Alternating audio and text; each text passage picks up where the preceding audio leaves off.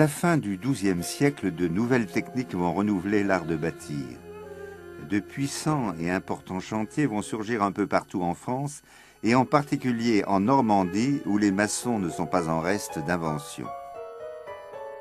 À Lisieux, où nous nous trouvons, l'évêque Arnoul rebâtit avec audace et dans le nouveau style gothique sa cathédrale romane. Tentative risquée, car les deux styles sont loin de cohabiter harmonieusement.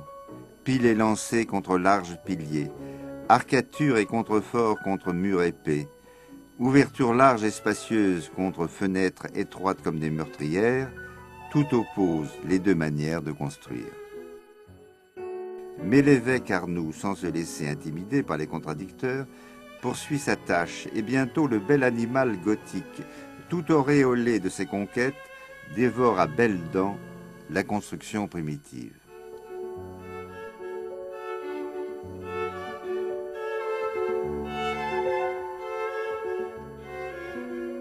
Mais le style n'est pas tout. Que pense le curé du lieu de sa cathédrale ? Curé de cette cathédrale depuis 1 an et demi, je suis heureux de m'y être retrouvé. C'est vrai que je connaissais déjà ces grands édifices qui permet d'avoir une élévation spirituelle vers Dieu et qui permet de vivre intensément sa foi, puisque ici il y a une ambiance de foi et de prière à la suite de bien des chrétiens, dont Thérèse Martin, qui sont venus ici, et Thérèse, effectivement, a eu sa vocation dans cette cathédrale Saint-Pierre. Ainsi parle le père Lemaigre. C'est à l'intérieur de l'édifice que l'on peut le mieux mesurer l'habileté des constructeurs. La nef, comme si elle émergeait d'un mauvais rêve, se dégage des influences romanes pour se donner pleinement à l'art gothique. Alors le nouveau style peut donner toute sa mesure, sveltesse des piliers, élégance du triforium, grande luminosité des fenêtres. La cathédrale n'est plus ramassée sur elle-même comme à l'âge roman, elle est tournée vers l'extérieur et navigue à travers le temps et les nuages comme un bateau qui cingle vers le port. C'est sans doute le chœur qui est le plus admirable avec son habit de lumière, car aucune construction précédente ne le contredit. Il a été enrichi au cours des âges et décoré au XVe siècle d'un jubé de belle facture. Las, un évêque du début du XVIIe siècle, Monseigneur de Matignon, en juge autrement. Sous prétexte de rapprocher les fidèles de l'autel, il casse le beau jubé. Par miracle, il en reste 2 morceaux conservés dans la chapelle axiale, l'un représentant la crucifixion, l'autre la résurrection, de quoi faire regretter la disparition de l'ensemble.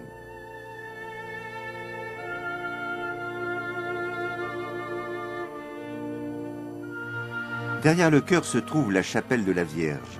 C'est un édifice considérable, près de 18 mètres de long. Elle a été voulue par Pierre Cochon, le même qui, comme grand inquisiteur, fit condamner Jeanne la Pucelle. Son corps, qui avait été caché pour ne pas susciter des réactions intempestives des fidèles, a été finalement retrouvé en 1931. Il repose désormais près de l'autel de la chapelle qu'il avait servi de son vivant à embellir.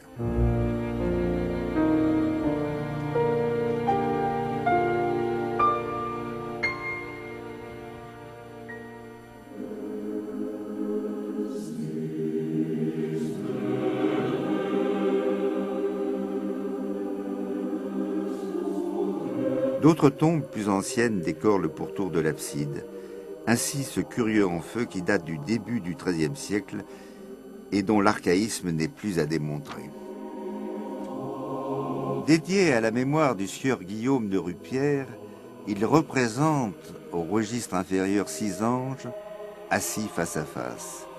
Il déroule le parchemin retraçant la vie du mort dans une théologie tout aussi égyptienne que chrétienne. Dans le registre supérieur, 2 anges emportent au ciel, dans un voile, l'âme du défunt figurée par un petit enfant.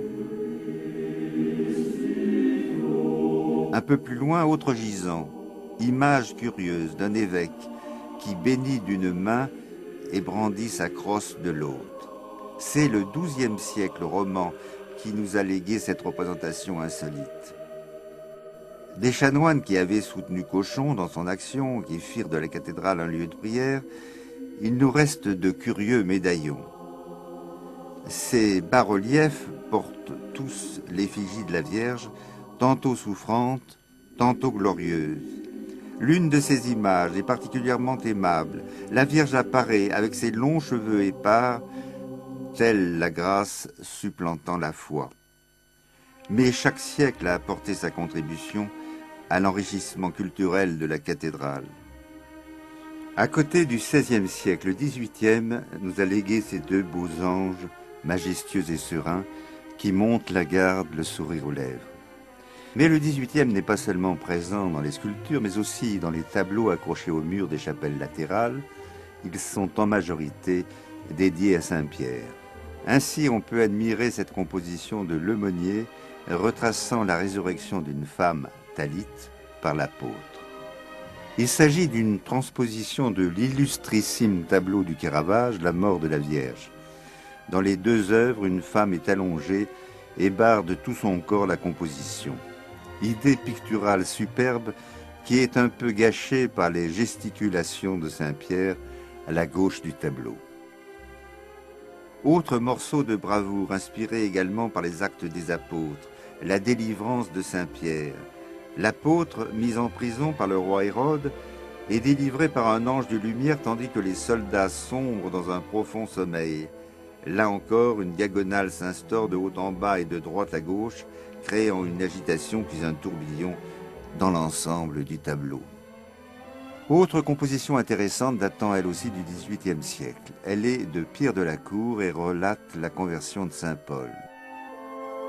Le saint est renversé de son cheval avec violence, tandis qu'une lumière surnaturelle perce les nuages. Éclairs, cris, fureur, et néanmoins une étrange douceur qui sourd du tableau.